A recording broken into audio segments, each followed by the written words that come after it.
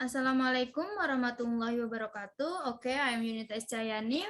Here I will present. Assalamualaikum warahmatullahi wabarakatuh. I am Yunita Ischayani.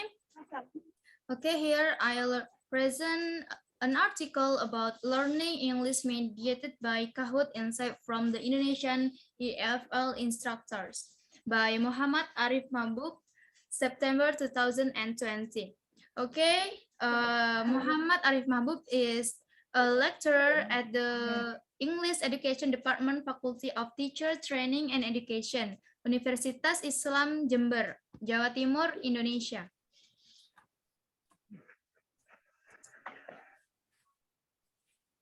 Okay, this is my table of content. The first is introduction, the second method, the third findings, and the last is conclusion. Okay, for the first step is introduction. This study investigated how EFL instructors from different secondary education institutions viewed the class use of Kahoot in English language classrooms. As we know, EFL pedagogical practices have gradually transformed from traditional classroom into digital learning. Within this context, mobile devices have now been considered as an auspicious medium for future learning. They were invited to fill 13 items web-based questionnaire, covering several categories: factual, behavioral, and attitudinal. 27 Indonesian EFL instructors in secondary education at both public and private high schools, mostly located in East Java, Indonesia, voluntarily participated in this question study by completing the online survey. The results indicate that participants mostly demonstrated positive feelings toward the utilization of Kahoot in EFL classrooms. It showed that Kahoot was perceived as a promising software application to enhance the learning language process. So, what perceptions do the instructors have of the class use of Kahoot in EFL context as a teaching learning? Okay, the next step is method. There are 5 methods, that is research designs, context and participants, instruments, data collection, and the last is data analysis. Okay, we are going to the first method, that is research design. The current study employed a survey method. According to Airy et al. 2010, Behrens at 2006, Frankel at 2012. They aimed at exploring the characteristics of both individuals and groups in this person study. The participants believe and opinions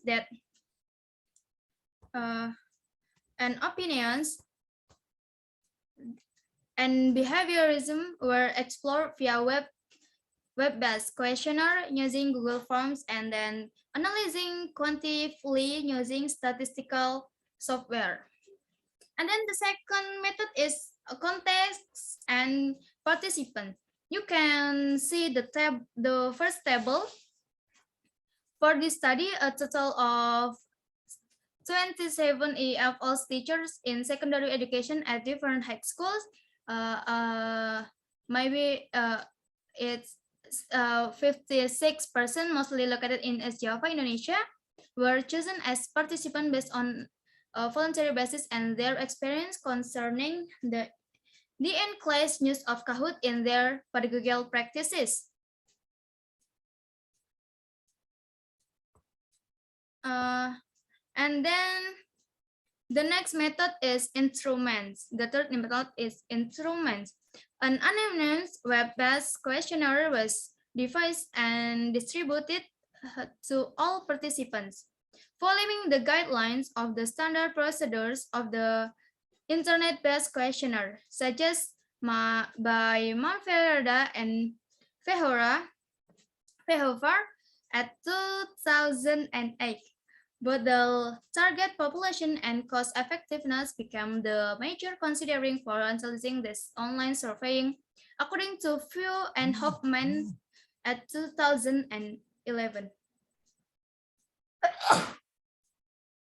Questionnaire was created for the main study, including this following broad categories: into mobile learning, integration in EFL context, that is item 1 to up to 3, and then teachers and student interaction and collaboration, that is item 4 up to 5, and then the enjoyment of a competition, that is item 6, the enjoyment of playing, item 7 to 8, English learning motivation, item 9, level of concentration, item 10, perceived learning experience, item 11 up to 12, and recommendation to use Kahoot in class, that is the last item, that item 13.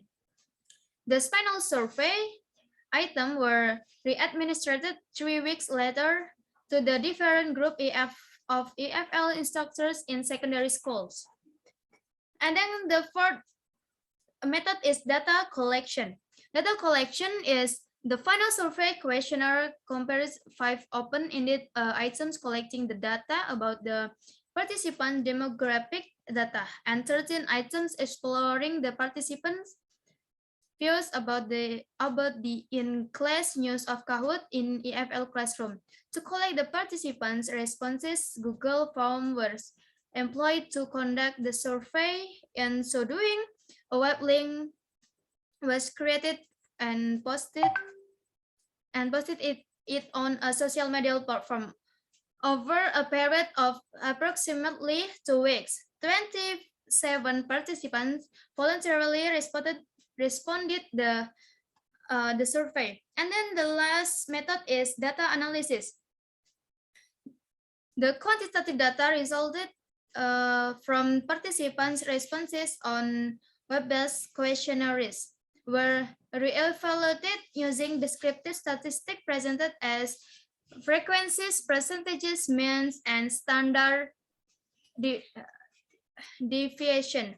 To analyze the data and research employed the software analysis program, that is SPSS Form 20. Also, the internal consistency reliability of the instrument was analyzed using the Cronbach-Alpha coefficients.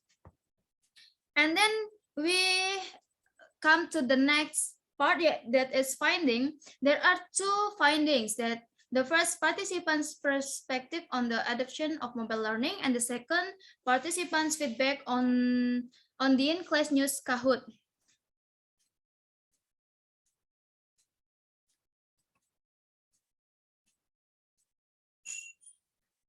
Okay, the first, participants' perspective on the adoption of mobile learning. The participants were asked the demonstrate which of the 2 options they prefer regarding mobile learning or traditional face-to-face teaching. There were slightly over half of the participants, it's 59% claim that they prefer mobile learning than traditional face-to-face learning. And then the second is participants' feedback on the in-class or use of Kahoot. This part divided to be 2 parts. The first, classroom dynamic and motivation and perceively learning. The first is based on the results of the first statement. Almost all participants, 96%, reported that Kahoot could foster two-way interactions among teachers and students. And then the second is motivation and perceived learning experience. A vast majority of participants, like 88% reported that Kahoot promoted the students' learning motivation. The survey also asked the participants, my students will be more attentive during the Kahoot session as expected. As expected, 96% participants strongly agreed with the statement. The analysis reported that 22 of the 27 participants admitted that Kahoot facilitated their students' learning experience on the subject taught. And then the first session is discussion. This current study aims to provide an in-depth description of EFL instructor perceptions on the class use of Kahoot in secondary schools. Overall, the findings demonstrated on the positive responses concerning Kahoot integration in the EFL classroom on the aspect of classroom dynamics, motivation, and perceived learning experience. For the second statement, based on the response rate, it is sensible to assume that the participants feel that learning English through mobile lesson is easier and interesting compared to the conventional face-to-face classroom. More than 2/3 of participants agree with the adoption and smartphones for pedagogical practices. The result of the analysis on item 4 significantly proved that there is convincing evidence of a very high level of agreement, that is 96% on Kahoot integration in terms of fostering students and teachers interactively. This data suggests that this platform is perceived as a promising tool to support both teachers and students to strengthen greater communication among them. And then we go to the last session, that is conclusion. As been mentioned earlier, this present study was out to answer the research question about the instructors' views on Kahoot integration into the EFL classroom at the secondary education level. Overall, after performing careful analysis on the data gathered from the web-based questionnaires, it was clear that the findings provide strong indications that the participants had a high level acceptance, perceiving Kahoot as the promising software application to enhance the English language learning process. Okay, that's all from me. See you next lesson. Sorry for any mistake. The last I say, wassalamualaikum warahmatullahi wabarakatuh. Waalaikumsalam warahmatullahi wabarakatuh.